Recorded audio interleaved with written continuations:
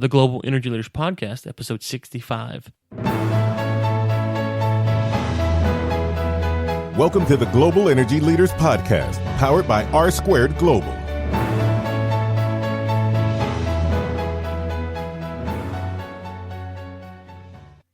Welcome to another edition of the Global Energy Leaders Podcast. As always, I'm your host, Ryan Ray. So good to have you. And today, this, I've got to say, folks, has been my favorite interview that we've done so far. Really enjoyed this discussion with Ellen Wald. She is so knowledgeable. She's got a book coming out about Saudi Aramco next year, and so she is really on top of things. And so I think you are going to enjoy this discussion. And this is one of these discussions that, you know what, I don't ask this often, but share it with your friends and get their feedback. We'd love to hear from them on what they think about it. So without further ado, I sat down with Dr. Ellen Wald the other day, and here is what she had to say. Well, Dr. Wald, thank you so much for coming on today. How are you doing?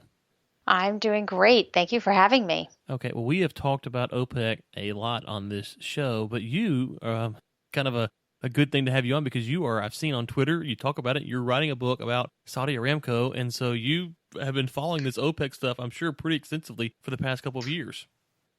Yeah, OPEC is a big issue today. Not that it wasn't a big issue in the past, but it's really a big issue today. And there's all sorts of intrigue and, you know, every word and analyzing what every word means. So it's really an exciting time to be looking at OPEC and the major players there.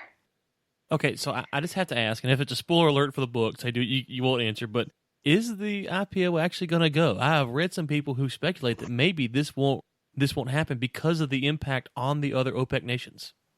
You know, that's a good question. And every indication that I've gotten is that the IPO is going. I think the big question isn't if it's going to happen, but when it's going to happen and where, what markets and when will it happen. But everything seems to be on its way and pointing towards a definite yes. Okay, so let's kind of take a step back. We've kind of talked about it, but I want to make sure that for the listeners who may be new to the show and haven't heard us, we're talking about Saudi Aramco. Let's just set the table there. Who owns Saudi Aramco? Where is it located? And why are they even considering going through an IPO? And for those who may not follow along with what IPOs actually are, what does an IPO actually do, and what is the end result of that? So those are all really good questions. So Saudi Aramco is the national oil company of Saudi Arabia. And right now, it is a Saudi company. Didn't used to always be a Saudi company. In fact, when it was started, it was an American company. It was just called Aramco, and it was owned by four American oil companies, Exxon, Chevron, Texaco, and Mobil. And they owned it in 30-30-30-10 distribution of shares. And they also took oil in that percentage from Aramco as well. So for many years, it was an American company. It was in Saudi Arabia. It was headquartered in Dhahran. I believe initially headquartered in San Francisco, but they moved their headquarters to Dhahran, which is in Saudi Arabia. And then starting in the 1970s, the Saudis began to purchase shares in the company. They first negotiated that they would buy 25% of the company, which they did. We don't know how much they paid for it. That information is confidential, has remained confidential. I've asked about it, but no one wants to say just yet. But hold on, you have to go touch the orb, I think, to get that kind of information. Yeah, exactly. That might be contained there. But then they went and bought. They increased their share to 60% later in the 70s, and then finally negotiated, and in 1980 bought out the entire company from the Americans, and in 1988 converted to a fully Saudi company, which is owned by, because the Saudi government is a monarchy, it is owned by the king, who today is King Salman. So he is the shareholder of the company, but the company is run separate from the government. It's not a division of the government. It's run by Aramco. Aramco has its own CEO, has its own board of directors. There is a lot of, interaction between the company and the government. They have a petroleum council that they interact with, but the company is kind of like an island unto itself, and it's in Dhahran, and it runs itself. When we talk about an IPO, we're talking about an initial public offering. So Aramco is a private company owned by the Saudi government. And but when they're thinking about doing this IPO, so they have said they want to offer as an initial offering 5% of the company. We don't know yet. We don't have information about what kind of offering they're going to give, what kind of shares, and how that's going to work just yet. But people suspect that the initial valuation of the entire company may be between $1 and $2 trillion, which would make it probably the largest IPO of all time. Now, they're only going to IPO 5% of that, so they'll be actually taking in a smaller amount of money, but it would value the entire company at an extremely large number. Yeah, 1 to 2 trillion is almost global energy media big. It's not quite that big. If we were to IPO, so I guess we won't IPO till they get theirs done, so we don't want to outshine them. But it's one of the things I learned. I met some guys from Saudi Aramco a few years back, and I didn't realize at the time. It's just you don't really cross their paths a lot. Obviously, over here in the States, but they had like 55,000 employees, and they were describing what it was like to work there, and they described it like it's a city. And you said I think an island. It's kind of like they go to work and everything they need was there. And you hear about that with Google maybe or Apple now, but it's really like its own sub-nation almost. Oh yeah, that's exactly how I've seen it described. And not only that, but I've heard it described like that even from people who lived there, in the 1950s and the 1960s, when it really was like an oasis in the desert. I mean, and it was like an American oasis in the desert. They had everything they needed there. They had a swimming pool and tennis courts and a movie theater and their own commissary and their own school. It was really like an entire oasis. And then they had other, facilities at other places. The big one was in Dhahran, but then they had people lived in Abqaiq and in some other places. But it was very much run kind of unto itself. And in the book, I tell some of the interesting stories that happened, in the early days of Aramco.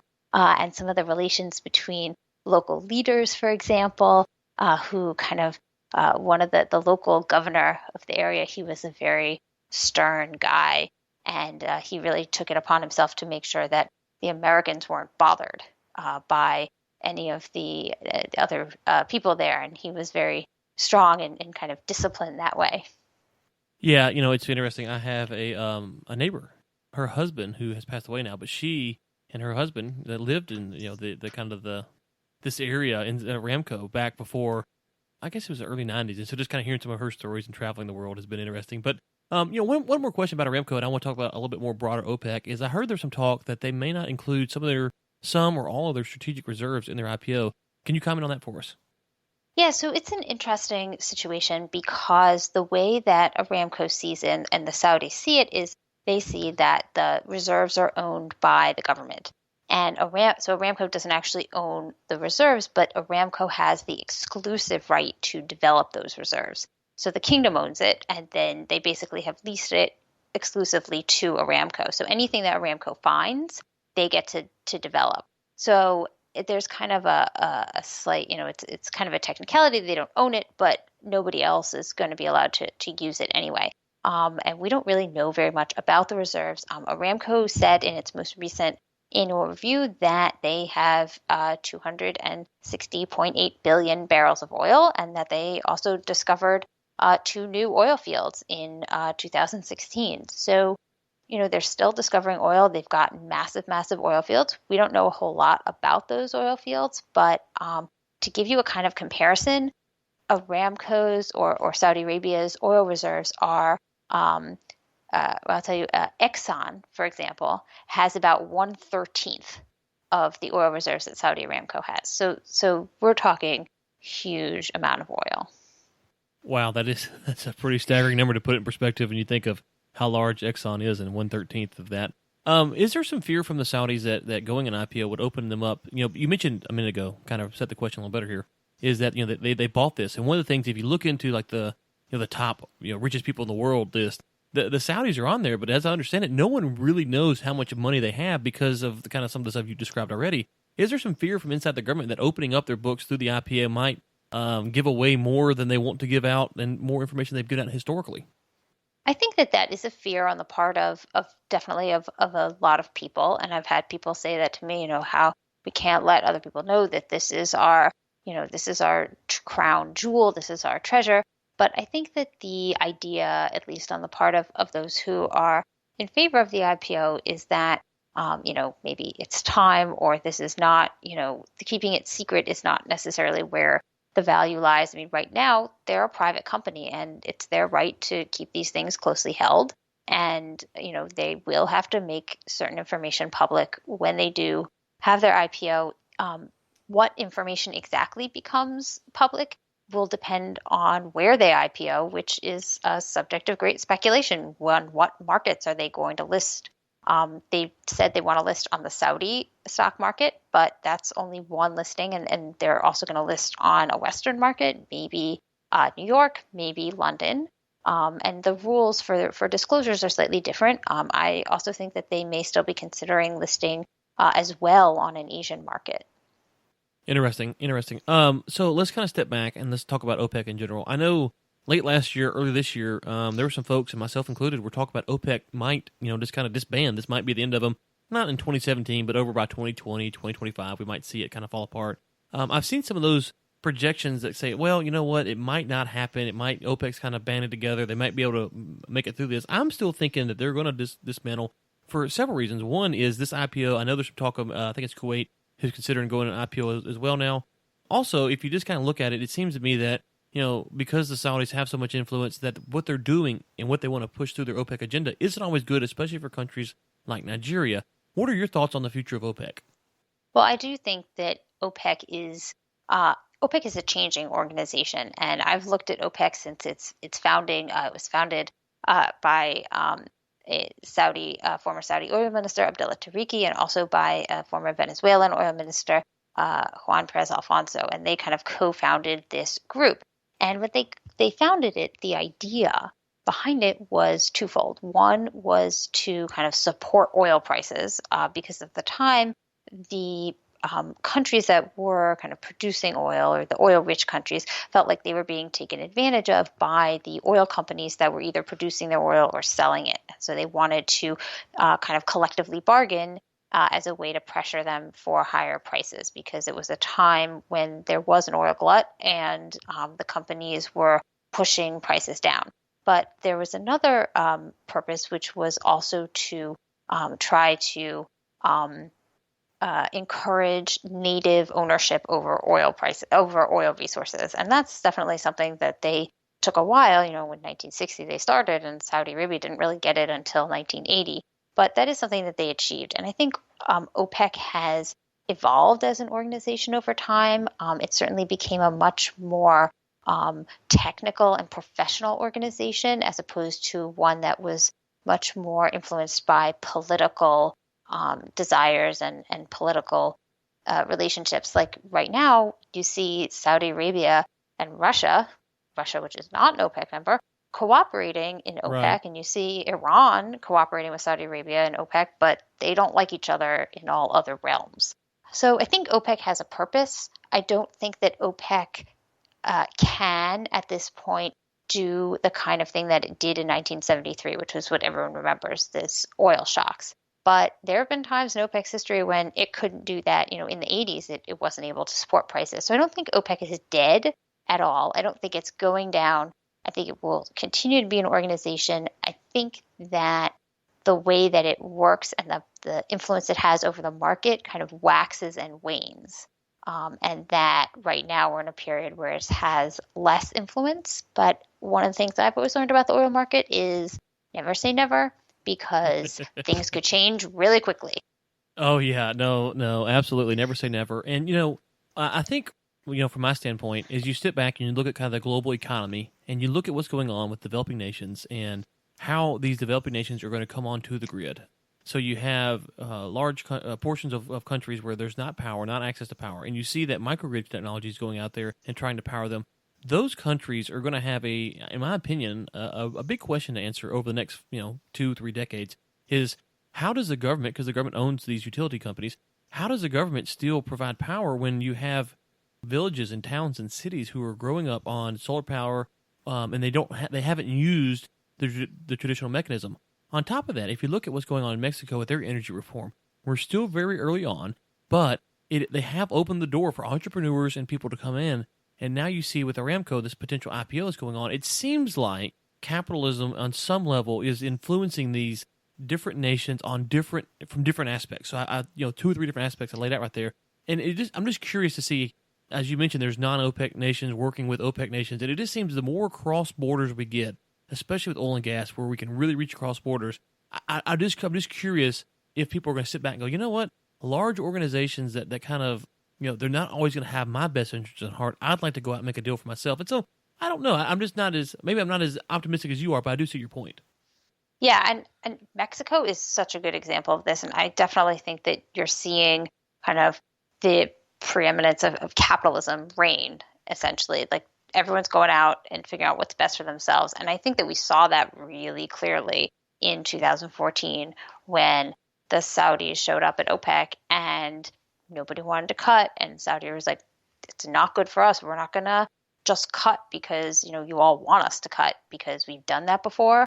And it didn't just harm Saudi Arabia, but it really hurt Saudi Aramco. In the 80s, Saudi Arabia was basically like the swing producer and kept cutting and cutting its oil production in order to support oil prices for other countries, and OPEC were overproducing.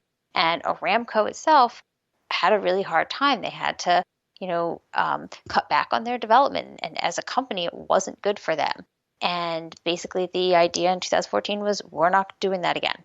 That's not what we're doing. It's not good for us. So I think that we're definitely seeing the rise of we're not going to make agreements that aren't good for us. If we can get something done that is good for everyone, fine. But we're not going to necessarily agree to something that goes against our interests. And that's one of the things that I think we really have to look at when you're looking at, well, what do you think OPEC's going to do? What do you think the Saudis are going to do, or the Russians are going to do, or the Mexicans are going to do? You have to think, what did they see as in their best interests? And that's a lot of, kind of what I specialize in my consulting. But you got to think about it, what do you think they're going to do? Are the Saudis going to go along with this just to go along with it, or are they going to pursue what's best for them? No, absolutely.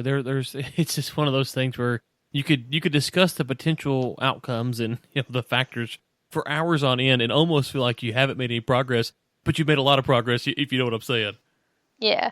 So I want to kind of step back here and let's talk about help our listeners think about like this, because I see a lot of headlines in the oil and gas news that say OPEC versus the Permian, and for me, when I see that article, that headline at least, I'm not really it kind of turns me off of the article, because it's like, okay, I don't really see OPEC versus the Permian. It doesn't seem to be like the category errors almost going on there. How should U.S. producers or people in the U.S. think about the Permian and the Bakken and the Eagle Ford as it competes against the OPEC? Is it a versus? Is it two completely separate things? How would you describe those relationships? I completely agree with you. I do not see it as a war at all. This is not a war. These are two very different types of oil production. And I would just see it as, this is a market and there are competitors and people are competing for customers. And it's not a war. It's not like good versus bad, or, it's not a war. It's a market. This is life. It's an oil market. And one of the things I think we have to understand is OPEC, but particularly Saudi Arabia, which is really the most influential country, OPEC player, they see things in long term. They have the kind of ability, because of their position, because of the company, because of their oil reserves, they see things in the much longer terms than companies in shale production. So whereas a shale producer might be thinking, okay, how do I cover my budget for this quarter? And what's next quarter going to look like? And where am I hedged? And, how is this going to, how am I going to make this work? And where am I going to get my next line of credit? Okay, the Saudis are thinking, what do we want to do for 10 years down the line? What do we think it's going to look like in 10 years? And if you think about it like that, if you realize that they're thinking about it in different concerns, and you realize that the Saudis don't really care what happens in the oil market, in 1 week, or right. That's not their priority. And I think then you can understand where they're looking and how they fit into the market together. No, I think that's a lot of wisdom there. And one of the things I like to point out to people is, you'll see the price start falling. The U.S. production may ramp up, and people are like, "Oh my gosh, why is this going on?" I'm like, "Well, you got to understand, they may have leases that are getting ready to expire. They may have rigs that are committed. There's all these factors that are going on with these shale producers that are not the same for these, these OPEC nations or the Saudis especially. The interest in how they make money, as you mentioned, there's credit lines they've got to pay off. And there's all these unique factors that is, for me, it's just kind of hard just to say, well, it's the Permian versus OPEC when you've got ABC Drilling out here who's got to pay his credit line this month or he goes out of business. And you know what? He may only make $1 a barrel, but he's got to drill. And so I just think the dynamics are just so different. It's kind of hard to compare. And also, I'm a free markets guy, so it's not that I'm anti-U.S. producers on any stretch of the imagination, but I do want the market to compete for supremacy. I think it makes it so much fun to watch too, is to see this incredible US market that is so dynamic and so different because there's so many small producers. And I know that there are fewer than there were before. And that's natural, that's progression of things. But it makes it so interesting, especially in an industry which is largely dominated by major big time players. We have these small companies that are competing and that are drilling, and you have to understand that their motivations are, even if they aren't necessarily making a profit or making a big profit by selling a barrel of oil at whatever the price is today, they've got to sell that oil even if they're not making a profit, right, because they've got to make that money to make their payroll. Yep. And so I find it almost amusing when you get someone like Harold Hamm who comes on. He's like, shale producers, we should all slow down our production. Well, they can't do that. They need to produce. And that's what's so interesting and I think exciting about this U.S. market. It's so American. Yeah, Harold Hamm, if you're listening, Mr. Hamm, we'd love to have you on the show. I have read some of his comments over the past few years, and I'm stunned by how bad he gets it sometimes. I mean, he sold his hedges at $60 a barrel, and then thinking that the price was going to rebound in 2014, and newsflash, they didn't. It lost hundreds of millions of dollars of guaranteed prices that he had, and it's just like, I'm not so sure, and he said some stuff since then that it's like, I read the book, the Frackers we had on Gregory Zuckman talking about it, and obviously he did some great things and built a company, and he's probably knows more about the oil business than I ever will. But it's just sometimes you read some quotes from the CEOs, and it's like I'm not sure why you're saying this. Maybe you can help me understand where Ham's coming from. Well, I think that he's saying it because that's what he wants, because that would be good for him and good for his company. Right. And that's what he sees, but as a good thing for him. And I actually wrote an article about this the first time he said it, and I kind of described it as like they're experiencing this tragedy of the commons, where they all have to keep producing in order to stay alive. And yes, it would certainly be better for Harold Hamm's company if he could get some of them to stop producing, because then they go out of business and he could buy them. So, just like everybody else out there, he's acting in his own selfish interest, of course. If he says it too often, he could get, regulators coming after him for trying to collude, because what he's saying is basically illegal. Right. Well, and just to kind of get off the Ham thing for a second, but something you mentioned a minute ago I wanted to circle back around to is, if you look at, you talked about the little guy competing, and that's the thing about the open market is it does give the chance for the little guy to compete. And so if the little guy can go in there, he can find a strategic spot to lease some land, to go drill. They're going to find a way to do it for cheaper than someone who's maybe a little bit looser with their cash, and so they're going to do it. And then all of a sudden they may buy some new technology or develop some new technology, and then what you'll see is a bigger company will come in and they'll buy that technology. And they go, oh wow, we can reduce our costs across the board. And so it's on the flip side though, if a smaller producer is maybe not as prudent with what they're doing, and they're a little bit loose with their cash, they're going to go out of business, and we don't want to see people lose their jobs. That's not what we want. I've had to lay folks off, and it's terrible. I hate that. But from just a purely market standpoint, it's actually what the market needs. You need the people who are out of the market so that more efficient companies can come in and then lower the cost to drill and the break-even price. Yeah. And one of the other things that I think people need to remember about the shale industry in the United States is that you can't kill it, because the oil will always be there. The issue is really just when is it going to get produced? Mm-hmm. And so, and I would say, I would venture to say that the Saudis know this. They know that the oil is going to be there. The issue is when and who produces it at what costs and sells it for how much. And so they know that you can't kill it. It's there. It's going to be there. And, they've also got shale oil. They've also got unconventional resources that at some point they would probably like to develop. It's just for them, it's not cost effective at this point to even begin to develop those resources. Right. And I guess one final question is I think that part of the issue, and we've kind of touched on it a few times, credit lines, is that these companies go out and get massive credit lines. I'm curious to see how many of the banks, if prices did, for argument's sake, got up to $65, $70 a barrel, what would be the banking stance on lending money to producers? Would they kind of be, I'm a little hesitant to give all this cash that I lost, or would they, be opening credit lines? What's your take on that?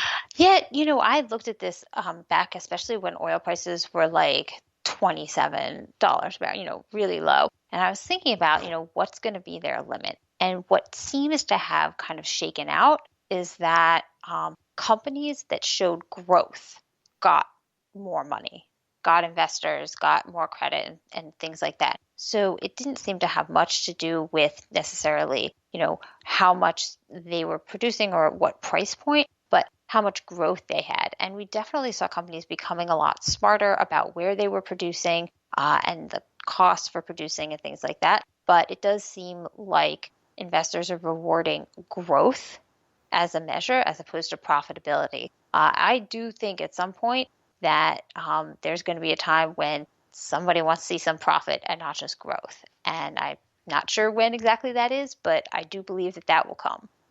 Gotcha. Well, we're speaking with Dr. Ellen Wald, who has a book, as you might imagine, on Saudi Aramco called Saudi Inc., coming out in 2018. Is that correct? Yes, and I think pretty soon we're going to have an Amazon link up to pre-order the book. Awesome. And so I just got to ask, we don't have a lot of doctors come on the show, and so I always feel like I got to watch my P's and Q's when we get on the smart folks on. But what made you get into energy I see looks like you went to Boston University and to Princeton. So what brought your focus to energy? Yeah, that's a great question. So I am actually a historian by training. I have a Ph.D. in actually it's American history with a focus in international relations. So how in the world did I get into energy? So when I was an undergraduate, I studied Near Eastern studies, and I kind of continued on that. When I was in graduate school, I studied a couple Middle Eastern languages, even though I was doing American history. And I was really interested in business, economics, and diplomacy, and how government and business interact in kind of the foreign sphere, particularly the Middle East. And so what businesses are, the biggest and the most interesting to study? American businesses going abroad in the Middle East, oil companies. Those are the biggest ones. And so I did my graduate research. My dissertation was about the relationship between government and business in the oil industry in the Middle East. So I looked at Aramco in particular. I also looked at American companies that were involved in Iran, in Iranian oil industry. I looked a little bit at some others as well. And so that's mostly in the 40s and 50s. And so that's how I kind of got into it. And I was in academia for a little while. I taught Middle East history and policy. And then in 2014, when oil prices crashed, when OPEC basically, when the Saudis kind of stood up at that meeting and said, we're not going to cut, and everyone went into a production free-for-all, and everyone was kind of scrambling, what's going to happen? When are the prices going to go back up? When's OPEC going to change its mind? And I looked at the situation and I said, they're not going to change their minds. They're not going to change their minds for a while. And I wrote some pieces about it. I wrote my first piece about what the Saudi motivation was for doing this, and what their strategic plan was for magazine called Modern Trader. It's a commodities trading magazine. At that point, it was called Futures Magazine. Now it's called Modern Trader. And things kind of went on from there. And, I write about policy. I do some writing about, U.S. energy policy, and write about the Middle East, about geopolitics. And I do consulting work, and I'm writing this book. So I'm kind of doing all sorts of different things in energy. I'm really active on Twitter. So listeners can follow me on Twitter. I'm at Energized Economy, or you can just look up my name, Ellen R. Wald. I write for Forbes and investing.com. And one of the great things, both of those publications are fantastic. One of the neat things about investing.com is that my pieces are translated into a bunch of different languages. So if you are listening from another country and you want to read my pieces in your language, you can hopefully find them there. Absolutely. Well, we have listeners in, I think, 82 countries. So hopefully it'll be translated into one of their native languages. But of course, if they're listening to the show, I imagine they can speak English on some level. But regardless, and I would like to say that you will be a regular contributor on this podcast as well. I am really looking forward to it. I had such a great time today. I did too. I love talking about this stuff. It's so much more fun than doing real work. So, no, I had a blast. Thank you so much for coming on. We will link to all of her. The Amazon link isn't ready yet, but when the book comes out, we will obviously put a feature piece on the website, and we will link to all the information that we mentioned in the show notes, so you can go check her out and follow her on Twitter. I love watching your tweets about writing.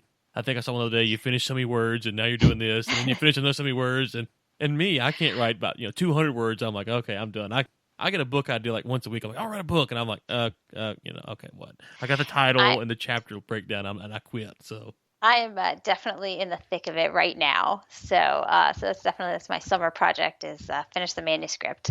So that's definitely what I'm tweeting about now. I tweet about all sorts of things. Come football season, I'll be probably tweeting a bit about football too. So hopefully people don't mind my mild obsession with the New York Giants. Well, I better not say as long as it's not the Dallas Cowboys, and I know I live in Texas, that's probably heresy. But as long as it's not the Dallas Cowboys, I can tolerate it. So all right, yeah, I'm definitely not a Cowboys fan. Sorry, Texas.